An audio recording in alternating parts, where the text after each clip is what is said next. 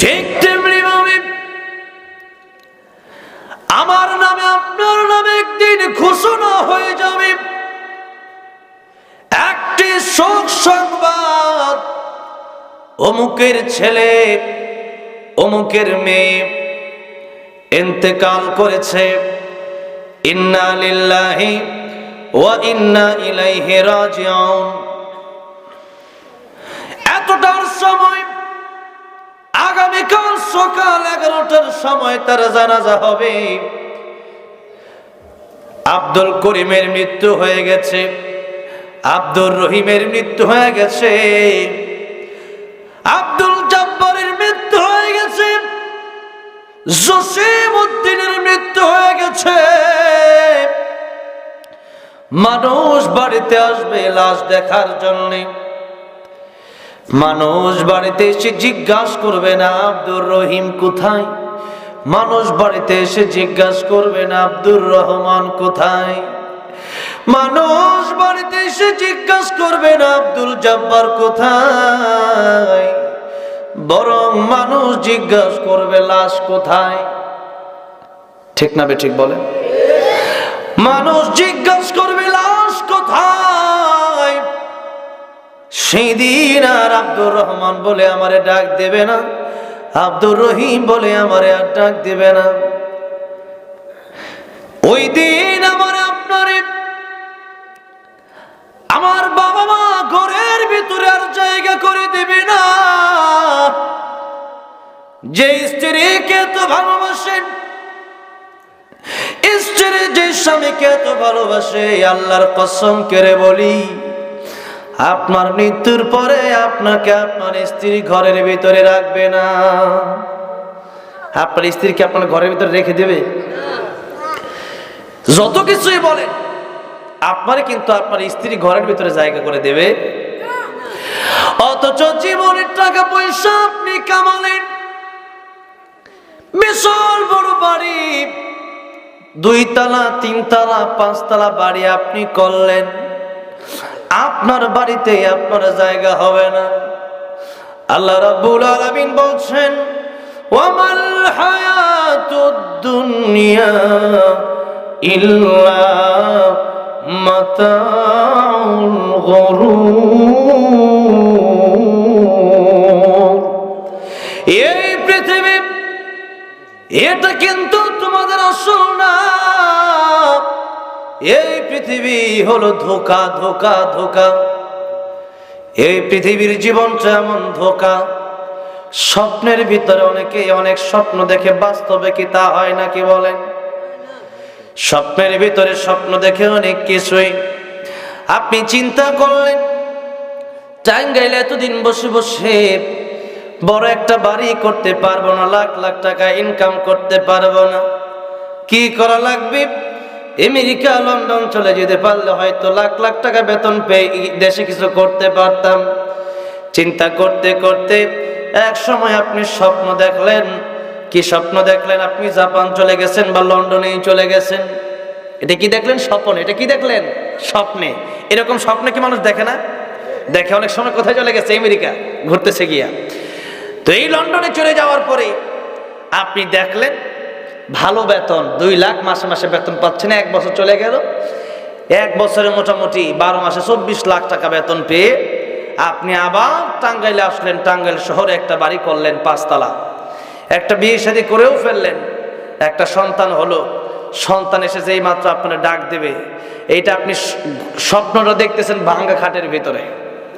স্বপ্ন দেখতেছেন কিসের ভিতরে? ভাঙ্গা খাটের ভিতরে। আর এই স্বপ্নে দেখতে দেখতে আপনি দেখলেন বিয়ে শাদী করলেন, 5 তলা বাড়ি করলেন, বিশাল দামি খাটে শুয়ে রয়েছেন, স্বপ্নের ভিতরে দেখতেছেন। এরপরে আপনার সন্তান এসে ডাক দিল, বাবা আম্মা ডাকতেছে ভাত খাওয়ার জন্য।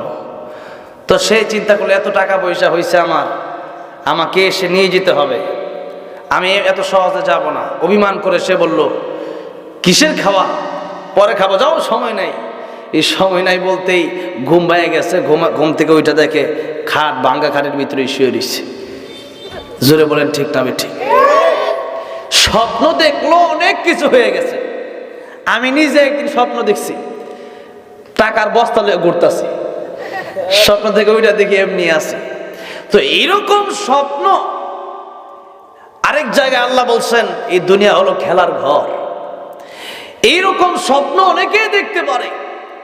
স্বপ্নের ভিতরে যে এত কিছু আপনি দেখলেন, বলেন তো এগুলো কি বাস্তব না ধোঁকা?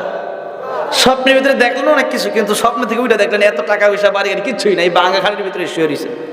ঠিক তেমনি ভাবে আপনার হায়াত শেষ হওয়ার পরে 3.5 হাত মাটির ঘরে যেদিন আপনারা রেখে দেওয়া হবে, সেই দিন আপনাকে আবার যখন আল্লাহ জীবিত করবে, ফেরেশতার প্রশ্ন উত্তর দেওয়ার জন্য 3টা প্রশ্ন, মার রব্বুকা ওয়া মান দীনুকা ওয়া মান নাবিয়ুকা। আপনি তো উঠবেন ঠিকই, কিন্তু দেখবেন চারিপাশে মাটি, উপরেও মাটি নিচেও মাটি। তখন চিন্তা করবেন আফসোস, এগুলো তো সব ধোঁকা ছিল, যা করেছিলাম এগুলো তো আমার সাথে কিছুই আসলো না, এগুলো সব ধোঁকা ছিল, যা দেখছিলাম সব ওই মাটির উপর পর্যন্ত রয়েছে, মাটির ভিতরে আর আসলো না। আরেক জায়গায় আল্লাহ বলেন যে খেলা ঘর, এটা হচ্ছে একটা খেলনার মতো। অনেক সময় ছোট থাকতে আমরা খেলতাম, টোকাপাতি খেলতাম, জোলাপাতি। কি অনেক সে খেলছে না জোলাপাতি? কিভাবে বাচ্চারা একজন জামাই সাজে, একজন বউ সাজে, এরপরে কলা পাতার ডাক গাইনে রান্ধে, এরপরে বউ জামাই রে বাজার করে আনো, এরপরে বাজার করে আনতে বাড়াইলে কি দিয়া বাজার করবে? কারুল পাতারে বানাইছে টাকা, ঠিক না বে ঠিক? এইটা দিয়া কইনা 1000 2000 3000 একটু পরে আনতাজি কয়টা কলার ডাক গাছাগা লইয়া, এরপরে এগুলো আইনা রান্ধে কাঁচা কলা, এরপরে কয়টা দুলাবালু দিয়া আবার তার বউ রান্ধে রাইন্দা, এরপরে নেও খাও, কারণ কইরা খায়া নাই। এই যে খাইলো, এটাকে সে বাস্তবে খাইলো? যখন বাস্তবে খাইলো, এই খাওয়ার কোনো দাম নাই। ঠিক তেমনি ভাবে এই দুনিয়াতে যতদিন আমার আপনার কেটেছে, এই জীবনটা কাটছে যে আপনি চিন্তা করেন, যার যত বয়স পিছনে চলে গেল, ওই জীবন চলে গেল স্বপ্নের মতো। এখন জীবনটা, ওই জীবনটা যা চলে গেছে এগুলো স্বপ্নের মতো শেষ হয়ে গেছে। আর সামনে আপনি অনেক আশায় আছেন, সেই আশা পূরণ হবে কিনা এর গ্যারান্টি আছে? জীবন গ্যারান্টি আছে? আল্লাহ রাব্বুল আলামিন সূরা মুলকের 2 নম্বর আয়াতে বলছেন, আল্লাযী খালাকাল মাউতা ওয়াল হায়াতা লিয়াবলুয়াকুম আইয়ুকুম আহসানু আমালা। যিনি তোমাদের মৌত সৃষ্টি করেছেন, যিনি তোমাদের হায়াত সৃষ্টি করেছেন, আল্লাহ তাআলা তোমাদের হায়াত মৌত সৃষ্টি করেছেন তোমাদেরকে পরীক্ষা করার জন্য, কার আমলটা ভালো, কার চাইতে বেশি। এই জায়গার ভিতরে আল্লাহ রাব্বুল আলামিন মরণের কথা আগে বললেন, হায়াতের কথা আল্লাহ তাআলা পরে বললেন। এর কারণ অনেকগুলো আছে। একটা কারণ হলো আমরা বাঁচবো কি বাঁচবো না এর গ্যারান্টি নাই, কিন্তু মরতে হবে এটা শিওর। জোরে বলেন ঠিক না ঠিক? বা আগামীকাল বিকাল পর্যন্ত বাঁচবো, এটা কি শিওর আমরা কেউ বলতে পারবো কি হাত দিয়া যে আগামীকাল বিকাল পর্যন্ত বাঁচতে পারবো? কিন্তু এটা বলতে পারবো যে আগামী 1 ঘন্টার ভিতরে মঞ্চে বসে থাকা অবস্থায় আমার মৃত্যু হয়ে যেতে পারে, ঠিক না ঠিক? কত শিল্পী স্টেজে গান গাইতে গাইতে তাদের মৃত্যু হলো, কত শ্রোতা এখানে বসেছিল এরকম এই বসা থাকা অবস্থায় মৃত্যু হয়ে গেল। ফিরোজ শাহী, তার কবর হচ্ছে ঢাকার মিরপুরে। সেখানে একদিন প্রোগ্রামে গিয়েছিলাম, তার কবর আমি দেখে আসলাম। সে গান গাইতেছিল, 1 মিনিটের নাই ভরসা, সাঙ্গ হবে রং তামাশা। এই গান গাইতে গাইতে স্টেজের ভিতরে মাইক নিয়ে পড়ে গেল, তার মৃত্যু সেখানেই হয়ে গেল। আমার ভাইরা, আমার মুরব্বী বাবাজিরা, তাহলে আজকে যদি আমি এখন মরে যাই, তাহলে কি আমার আর কোনো দাম থাকবে? এই লাশ, লাশ মানে লাশাই, মানে কিচ্ছু না। লাশাই মানে কোনো জিনিস, এইটা না, এটা দিয়ে আর কোনো লাভ হবে না। আমার ভাইরা, আমার মুরব্বী বাবাজিরা,